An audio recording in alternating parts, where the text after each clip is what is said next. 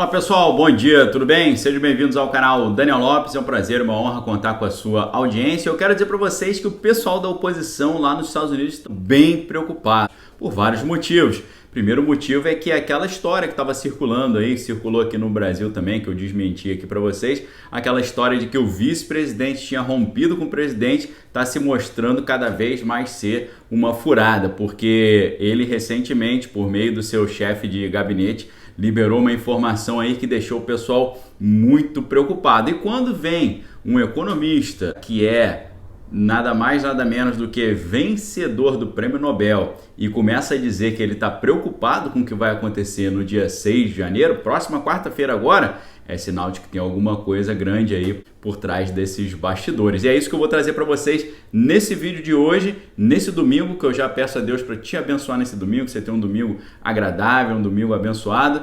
Eu, antes de entrar no assunto, quero te convidar a clicar aqui embaixo para se inscrever no canal. Se você já é inscrito, verifique se a sua inscrição está ativa. Se gostar do vídeo, não esqueça de comentar e deixar o seu like, porque quando você comenta e deixa o like, a plataforma entende que você está gostando do conteúdo, continua te recomendando. E é claro, para você receber as novidades aqui do canal, é fundamental você clicar aqui embaixo no famoso sininho das notificações. E além disso, dá uma olhadinha lá no meu livro Manual de Sobrevivência Conservador no Século XXI, que está acabando aí a segunda impressão dele. São poucas unidades restantes e você pode garantir hoje com um descontão especial, tá bom? Então vamos lá, pessoal! Paul Krugman foi o cara que disse que está preocupado. É um cara que tem uma visão mais à esquerda, um cara que está torcendo aí contra o presidente, torcendo a favor do candidato democrata, já falando abertamente nas suas redes sociais a favor disso. E o Paul Krugman ele é um economista norte-americano que venceu o Nobel de Economia em 2008. Ele é autor de diversos livros e também, desde o ano 2000, ele é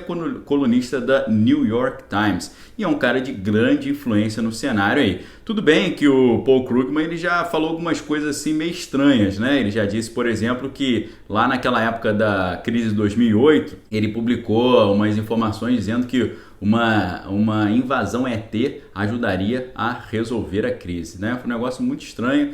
Assim, a gente sabe que esse pessoal não brinca em serviço, eles não falam coisas sem sentido, tudo ali tinha uma questão ali de criar um ambiente favorável. Lembrando que tudo que eu sempre cito aqui nos vídeos, eu coloco no primeiro comentário fixado aqui embaixo os links das matérias que eu estou citando. Então depois você vai ver essa matéria aí em que o Paul Krugman fala essa ideia mirabolante aí para resolver a crise.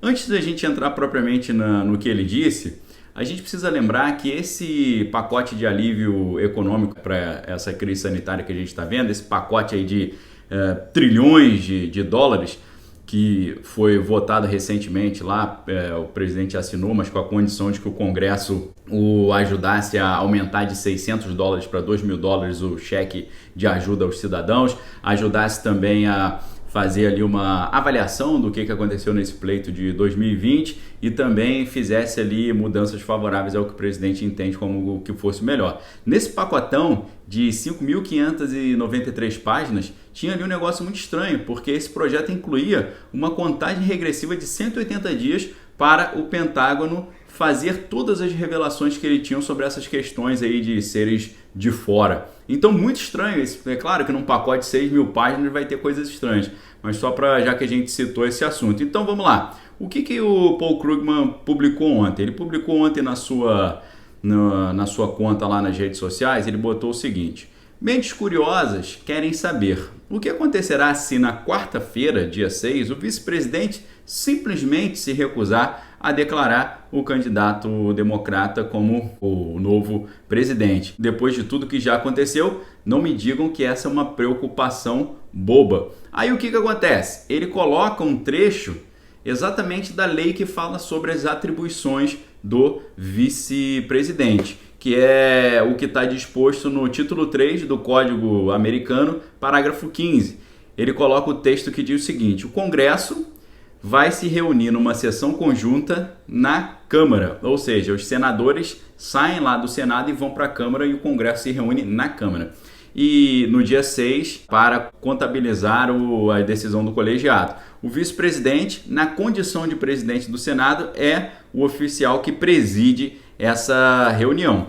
eles abrem ali a sessão, né, fazem a avaliação ali e analisam tudo em ordem alfabética, né, os nomes ali em ordem alfabética. O presidente do Senado anuncia o que foi decidido dentro dos estados, né, qual foram as decisões dentro dos estados, e depois pergunta se alguém tem alguma questão de ordem a ser levantada.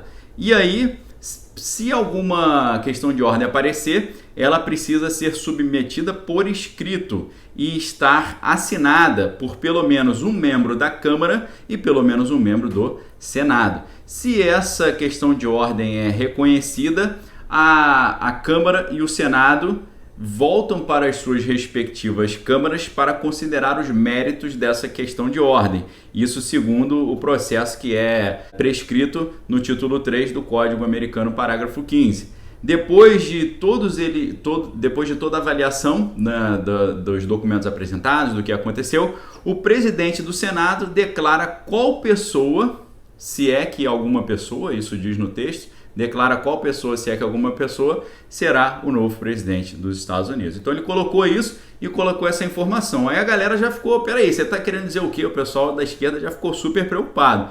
Aí ele colocou uma outra mensagem na sequência falando, só para esclarecer, eu entendo que a função do vice-presidente é meramente cerimonial, mas parece que a gente não tem nenhuma lei que especifique o que acontece caso ele se recuse a ter esse papel meramente pro forma.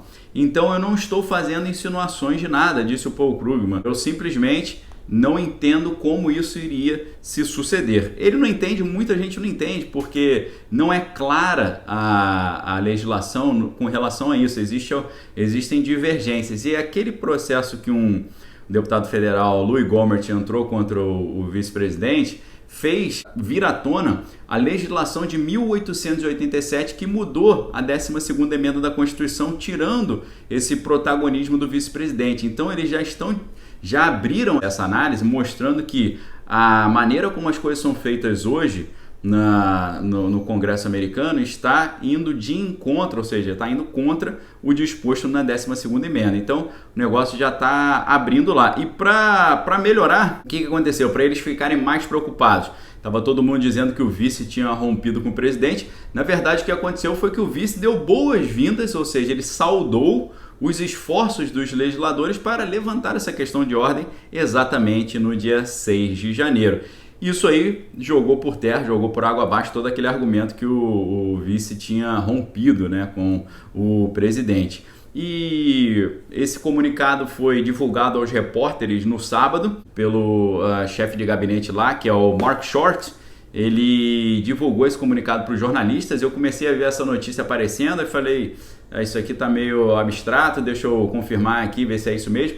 E aí começou a aparecer em todos os jornais dizendo exatamente isso, que o chefe de gabinete do vice-presidente, o Mark Short, tinha divulgado um comunicado para os repórteres dizendo que sim, ele vai presidir a sessão do dia 6 de janeiro como presidente do Senado e estará aberto a considerar as questões de ordem que estão sendo programadas pelos deputados e senadores republicanos. Deixou lá uma mensagem assim que colocou esse pessoal bem preocupado. É por isso que pessoas como esse Paul Krugman estão falando esse tipo de coisa.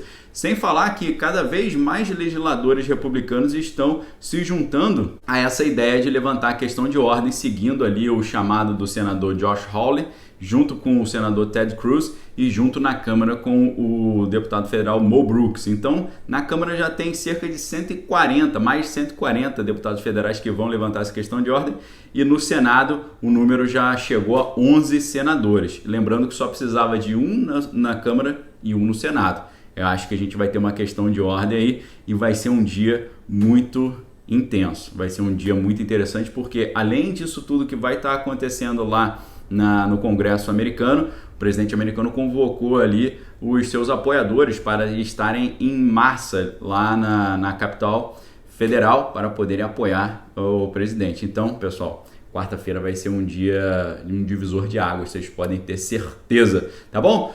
Pessoal, muito obrigado aí pela audiência, fique com Deus, examine todas as coisas, retém que é bom, se inscreva no canal caso ainda não seja inscrito, se já inscrito, verifique se a sua inscrição está ativa. Se você gostou do vídeo, não esqueça de dar o seu like e comentar para que a plataforma continue te recomendando e, é claro, sininho das notificações. Um abraço a todos, a gente se vê em breve aí com mais notícias. Me sigam lá no Instagram também, tenho colocado muitas informações legais lá e tenho soltado aqui no YouTube à noite o vídeo do Projeto 1 por 1, que é um projeto de comentar um livro todos os dias. É um projeto aí que traz ali um esforço, mas eu creio que é um esforço válido. Um abraço, galera, até mais, valeu!